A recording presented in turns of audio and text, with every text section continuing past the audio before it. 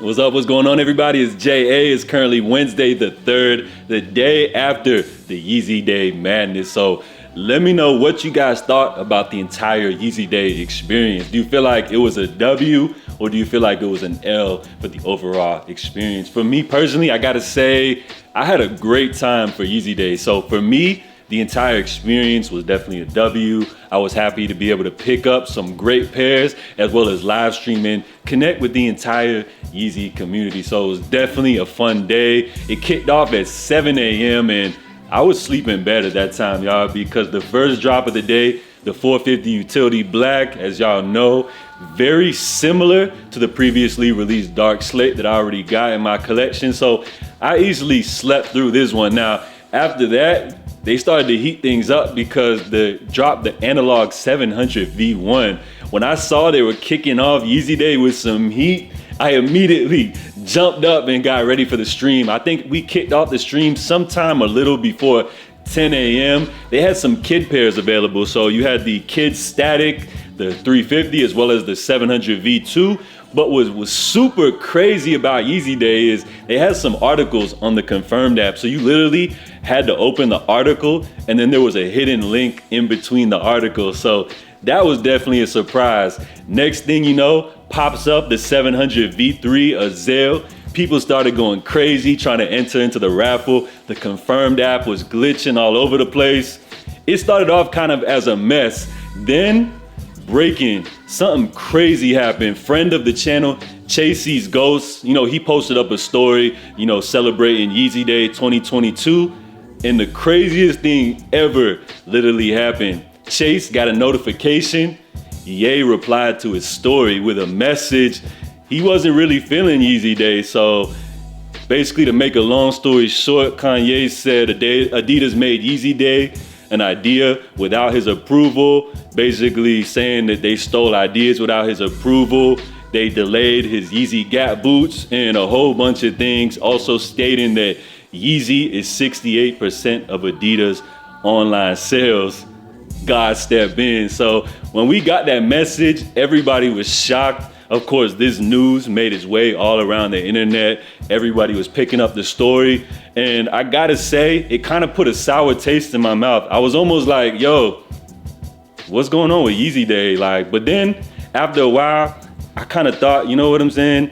This ain't gonna stop us from Yeezy Day. All these great pairs dropping. Ye wouldn't be mad if we was to cop some of our favorite pairs. And it's crazy. I was really thinking to myself, Ye is literally the only person that would try to cancel himself. So Yeezy Day continued on, even though we were kind of torn in between, are we supposed to support Ye or Adidas? What's going on? But in reality, it is a partnership. So who's gonna pass up on some of their favorite Yeezy releases? So the madness continued on. The 700 V3 was delayed and a lot of people were joking, saying Kanye delayed the release and everything. Then they continued on with more great releases, from the Supermoon Yellows to another pair of slides popped up.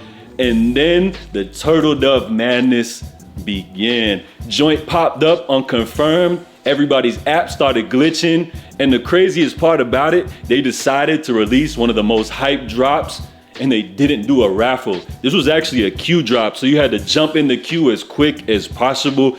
Joint kept glitching, I kept getting errors, and then all of a sudden it said I was in the confirmed draw. I really felt like I had no chance due to the fact that I entered, later after the draw started. And the craziest part about it, I luckily somehow took a W on the Turtle Dove, so I got my size 11 on the way. The drops continued. We got the Hyperspace to the 350 red stripe, even the Ararat drop. Now, I ain't gonna lie, the Ararat were leftover restock, so if you happen to manage to get a W on those, that is a major, huge W. So meanwhile, we got a notification on the draw results for the 700 V3 Azael, and I couldn't believe that I took a W on that pair as well. Then we got the Sesames 700 V1 high-res blue drop, and man, took another W on those joints as well. Then of course the Onyx raffle went up. Then the MX Carbon, and I ain't gonna lie, I was super disappointed that the MX Carbon dropped exclusively via Yeezy Supply. Now, before that drop went down, my camera battery actually died, so the live stream was over. But it's crazy that I made it through 8 hours on a live stream, and appreciate everybody that tuned in. I felt like we had so much fun. Unfortunately, the camera died, but it was a blessing in disguise because I was so exhausted that it was a much needed break. So the MX Carbons dropped on Yeezy Supply, and you know JA does not mess with Yeezy Supply. I sat that one out. I'm not paying resale for those joints. Then, of course, the last drop of the night, Knit Runner Faded Azure. Those joints were a US exclusive release.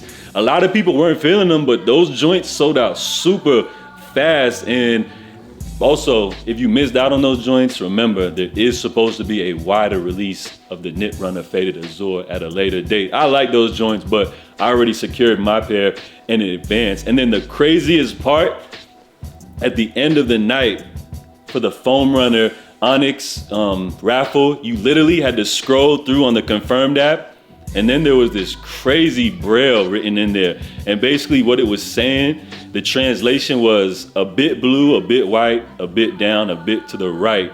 And literally, Adidas had a hidden button on that draw. So you literally had to click it, and then the draw for the blue tint popped up.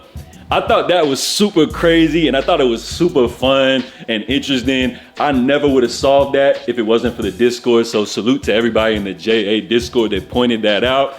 Although I didn't need the blue tint, I felt like that was super exciting, and that was a cool little added touch that they added for Yeezy Day 2022. So overall, the day was crazy. They also dropped exclusive access for certain pairs that were restocks, leftover pairs.